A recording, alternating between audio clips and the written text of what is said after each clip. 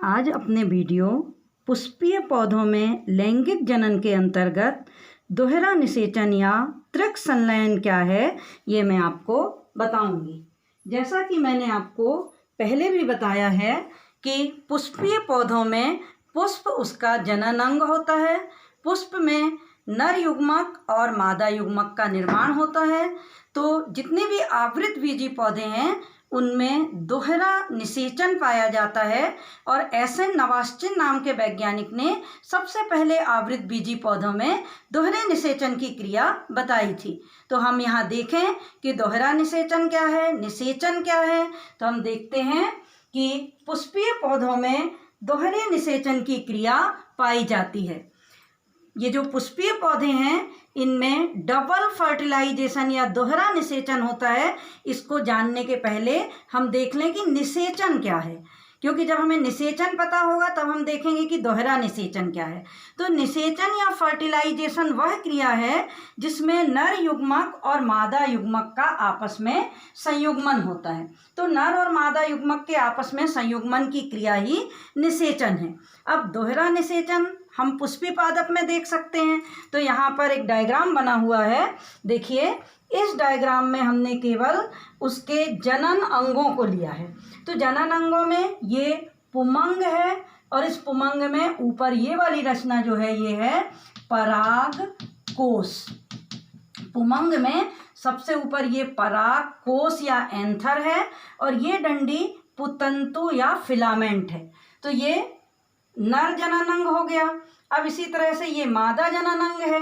तो मादा जननांग को पूरे को एक साथ हम कहते हैं जायांग। और जायांग में सबसे ऊपर वाला ये भाग कहलाता है वर्तिकाग्र। इसको हम क्या कहते हैं? वर्तिकाग्र या स्टिग्मा। फिर उसके नीचे वाला ये भाग कहलाता है स्टाइल या वर्तिका। इसको हम कहते हैं वर्तिका या स्टाइल।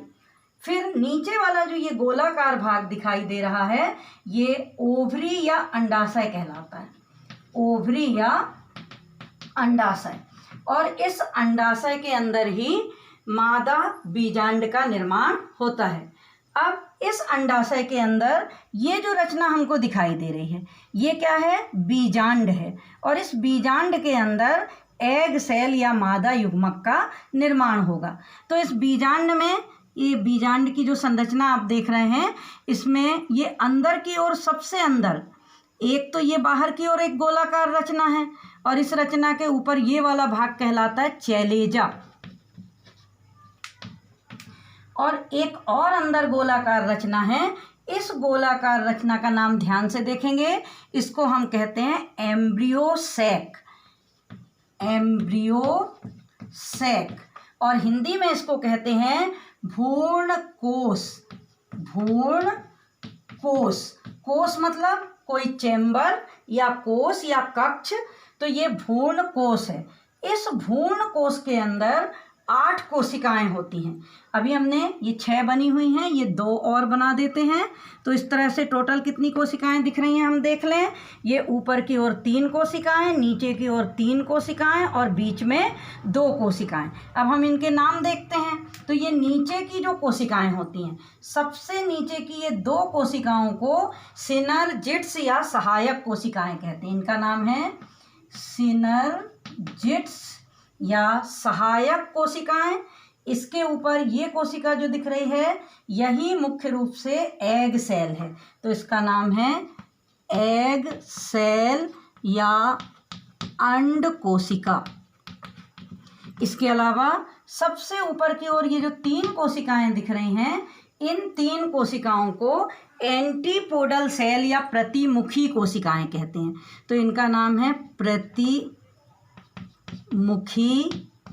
कोशिकाएं या फिर हम इनको एंटीपोडल सेल के नाम से भी जानते हैं, एंटीपोडल सेल। तो इस तरह इस भ्रूण कोश के अंदर 8 कोशिकाओं में से नीचे की 2 सिनर्जिड्स, ये वाली एग सेल, ऊपर की तीनों प्रतिमुखी कोशिकाएं या एंटीपोडल सेल और बीच की दोनों कोशिकाओं को सेकेंडरी न्यूक्लियस या द्वितीयक नाभिक कहते हैं। सेकेंडरी न्यूक्लियस या द्वितीयक नाभिक कहते हैं। तो अब हमको आगे दोहरा निषेचन समझना है। अभी तक तो हमने नर युग्मक कैसा होता है या पुमंग कैसा है और उसमें कहाँ पर नर युग्मक बन रहे हैं, और जायांग क्या है और उसमें कहाँ पर मादा युग्मक बन रहे हैं, तो ये मादा युग्मक बन रहा। अब दोहरे निषेचन की क्रिया के पहले सबसे पहले पराग कोश से परागकण निकलकर या तो अपने ही पुष्प की वर्तिकाग्र पे आते हैं या किसी अन्य पुष्प की वर्तिकाग्र पे जाते हैं। तो ये तो हो गया परागण। अब परागण के बाद ये जो परागकण होते हैं ये यहाँ से वर्तिकाग्र से पोषण लेते हैं और पोषण लेकर ये अंकुरित होते हैं और पराग नलिका को उत्पन्न करते हैं। तो कुछ पुष्प ऐसे भी होते हैं जिनमें एक साथ एक से ज़्यादा पराग नलिकाएं भी विकसित हो जाती हैं। पर यहाँ अगर ये पराग नलिका विकसित होती है तो ये पराग नलिका यहाँ पर कुछ केमिकल बनाती है और आगे की ओर ये वर्तिकाग्र में को भेदन करके आगे की ओर बढ़ती जाती है। अब ये पराग नलिका यहाँ से जब आगे बढ़ती है तो आगे बढ़ती हुई ये जाकर के कहाँ प्रवेश करेगी, भ्रूण कोश के अंदर। पराग नलिका धीरे धीरे आगे बढ़ेगी और आगे बढ़ते हुए वो भ्रूण कोश के अंदर प्रवेश करती है और उसके भ्रूण कोश के अंदर प्रवेश करने की 3 विधियां होती हैं। इस वाले चित्र में तो ये माइक्रोपाइल वाले भाग से अंदर जा रही है। ये माइक्रोपाइल ये छिद्र है, इसको हम बोलते हैं बीजांड द्वार, यहाँ से अंदर जा रही है और अपने साथ ये 3 केंद्रकों को लेके जाती है। अभी हम इसके नाम बताएंगे आपको। तो ये अपने साथ 3 केंद्रक लेकर जाती है। उसके पहले हम ये बताते हैं कि ये पराग नलिका केवल इसी मार्ग से अंदर नहीं जाती, इसके अंदर जाने के मार्ग अलग अलग भी हो सकते हैं, जैसे हम इस डायग्राम में देख रहे हैं।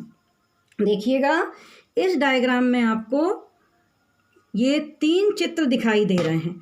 जो पहला चित्र है वो पहला चित्र आपको क्या बता रहा है, अगर पराग नलिका बीजांड द्वार से जाती है तो हम बीजांड द्वारी प्रवेश कहेंगे और इसको हम पोरोगैमी भी कह सकते हैं। यानी पराग नलिका कहाँ से गई, बीजांड द्वार से गई, तो पोरोगैमी या बीजांड द्वारी प्रवेश। ये दूसरा है, यहाँ पर ये पराग नलिका देखिए कहाँ से जा रही है, ऊपर निभाग वाले भाग से जा रही है, तो इसलिए हमने कहा इसको चैलेजोगैमी या निभागीय प्रवेश। और ये जो तीसरा प्रकार है यहाँ पराग नलिका, ये बगल वाले भाग से प्रवेश कर रही है, यहाँ इनको हम बोलते हैं अध्यावरण, तो उस वाले भाग से प्रवेश कर रही है, इसलिए हम इसको बोलते हैं मीजोगैमी या अध्यावरणीय प्रवेश। तो पराग नली या तो पोरोगैमी यानी बीजांड द्वारी प्रवेश हो सकता है, या ऊपर निभागीय प्रवेश या चैलेजोगैमी, या अध्यावरण से जब जाएगी तो मीजोगैमी या अध्यावरणीय प्रवेश कह सकते हैं। तो अब हम आगे देखें इस डायग्राम में।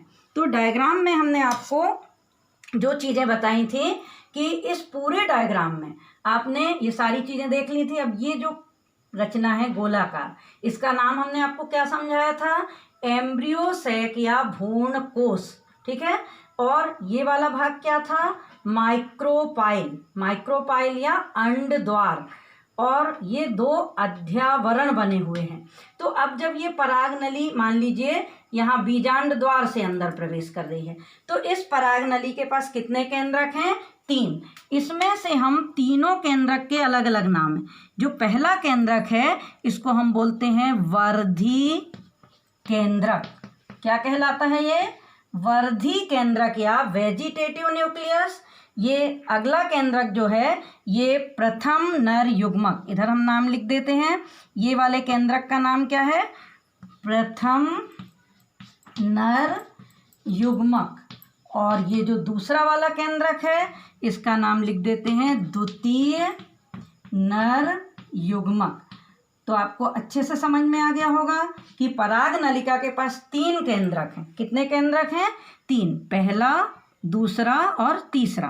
पहला तो है वर्धी केंद्रक। तो जो वर्धी केंद्रक है ये तो अंदर प्रवेश करते समय नष्ट भी हो जाता है, इसका कोई खास महत्व नहीं है। लेकिन जो दूसरा केंद्रक को हमने कहा था प्रथम नर युग्मक और अगले को कहा था द्वितीय नर युग्मक।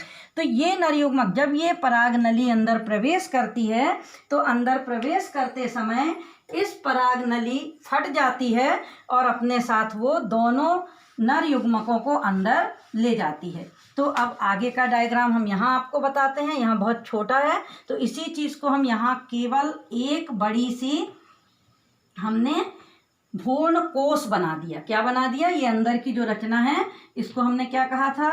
भ्रूण कोश। तो ये जो भ्रूण कोश है या एम्ब्रियो सैक, इस एम्ब्रियो सैक के अंदर कितने केंद्रक बनाए थे? 8, जैसा वहां दिख रहा है वही हम यहाँ पर बना रहे हैं। तो ये जो 8 केंद्रक थे, ये 8 केंद्रक बन गए। अब जो यहाँ से 2 नर युग्मक अंदर आए थे, तो ये पराग नली जब यहाँ अंदर पहुंची तो 2 केंद्रकों को उसने अंदर ले जाकर मुक्त कर दिया। अब ये दोनों क्या हैं? नर युग्मक हैं। ये क्या हैं? नर युग्मक, या हम नर केंद्रक भी बोल सकते हैं। नर केंद्रक, ये एक नर केंद्रक और ये ऊपर वाला दूसरा नर केंद्रक, तो ये दोनों नर केंद्रक हैं। ये वाली कोशिका का क्या नाम लिखा था उस समय? Egg cell. तो दोहरा निषेचन अर्थात 2 बार निषेचन की क्रिया होना। दोहरा निषेचन अर्थात 2 बार निषेचन की क्रिया होना। पहली बार में ये देखिए, ये नर युग्मक और ये एग सेल आपस में मिल जाते हैं, और ये आपस में जब मिल जाते हैं तो ये जायगोट का निर्माण करते हैं। मान लीजिए इस नर युग्मक के पास X गुणसूत्र और इस एग सेल के पास भी X गुणसूत्र, तो X और प्लस X बराबर 2X। तो यहाँ पर ये क्या था? नर युग्मक, और ये क्या था दूसरा? अंड कोशिका या एग सेल, कुछ भी लिख सकते हैं, अंड कोशिका या एग सेल। अब ये दोनों आपस में मिले तो ये क्या बन गया? जायगोट। जायगोट या युग्मनज। तो ये अभी एक बार निषेचन हो गया। अब चूंकि इसमें हम दोहरा निषेचन पढ़ रहे हैं, मतलब एक बार निषेचन और होगा, तो दूसरी बार के निषेचन में ये जो दोनों कोशिकाएं थी ये पोलर बॉडी से बनती हैं। कहाँ से बनती हैं? पोलर बॉडी से, और इनको हम द्वितीयक नाभिक कहते हैं। द्वितीयक नाभिक, या इंग्लिश में हमने आपको बताया था सेकेंडरी न्यूक्लियस। ये देखिए यहाँ पर लिखा था, इनका नाम था सेकेंडरी न्यूक्लियस। तो ये द्वितीयक नाभिक या सेकेंडरी न्यूक्लियस जो हैं ये दूसरे वाले नर युग्मक के साथ जुड़ जाते हैं, और इस तरह से जब ये इसके साथ फ्यूजन करते हैं तो किस तरह से क्रिया होगी? यहाँ हम देखें, इस नर युग्मक के पास X गुणसूत्र और ये 2 कोशिकाएं हैं, तो इनके पास कितने गुणसूत्र? 2X। तो यहाँ हम देखें X plus 2X is equal to 3X। अर्थात देखिए, पहली बार के निषेचन में नर युग्मक और अंडाणु कोशिका मिली तो X प्लस X बराबर 2X जायगोट बन गया, और दूसरे बार की क्रिया में X प्लस 2X यानी X नर युग्मक के और 2X किसके? द्वितीयक नाभिक के, तो X प्लस 2X बराबर 3X। तो इस तरह से ये क्या हो गया? ये नर युग्मक है, ठीक है, और ये वाला क्या है? द्वितीयक नाभिक। अभी वहां पर पढ़ा था द्वितीयक नाभिक है। तो ये दोनों आपस में मिले, कौन कौन? नर युग्मक और द्वितीयक नाभिक के केंद्रक आपस में जुड़ गए, और इनने जो नई रचना बनाई इसको कहते हैं भ्रूण पोष। ध्यान देंगे, ये थी भ्रूण कोश, एम्ब्रियो सैक, और इसको कहते हैं भ्रूण पोष, और भ्रूण पोष को हम अंग्रेजी में एंडोस्पर्म भी कहते हैं। तो इस तरह से दोहरे निषेचन की क्रिया में 2 बार निषेचन होता है। पहले बार के निषेचन में जायगोट बनता है और दूसरे बार के निषेचन में भ्रूण पोष बनता है। तो इस तरह से मैंने आपको बताया कि जो दोहरे निषेचन की क्रिया है वो पुष्पीय पौधों का विशेष गुण है। एस.एन. नवास्चिन ने इसके बारे में बताया था। इसको दोहरा निषेचन इसलिए कहा क्योंकि यहाँ पर निषेचन की क्रिया 2 बार हो रही है, और 2 बार जब निषेचन होता है तो पहली बार के निषेचन में जायगोट बनता है या युग्मनज बनता है, जो कि आगे जाकर एम्ब्रियो या भ्रूण बनाता है, और जो दूसरी रचना बनी थी वो थी एंडोस्पर्म या भ्रूणपोष। तो एंडोस्पर्म या भ्रूणपोष बनना यहाँ ये बहुत बड़ी विशेषता है आवृतबीजी पौधों की। अगर आपसे प्रश्न आए कि दोहरे निषेचन का क्या महत्व है, तो हम यही लिखेंगे कि दोहरे निषेचन की क्रिया में एंडोस्पर्म या भ्रूणपोष बनता है, जो कि भ्रूण को पोषण देने का काम करता है। जब ये निषेचन की क्रिया हो जाती है तो ये अंडाशय फल बना देता है। अंडाशय क्या करता है? फल बना देता है, और ये बीजांड बीज बना देता है। और जब इस बीज को फिर से हम जमीन में लगाते हैं और बीज अंकुरित होता है, तो जब वो अंकुरण करेगा तो उस समय उसको भोजन कौन देगा? तो उस समय उसको भोजन या पोषण ये भ्रूण पोष देता है। तो आपको समझ में आया होगा कि दोहरे निषेचन की क्रिया पुष्पी पादप का विशेष गुण है। इसे दोहरा निषेचन इसलिए कहा क्योंकि इसमें निषेचन की क्रिया 2 बार हो रही है।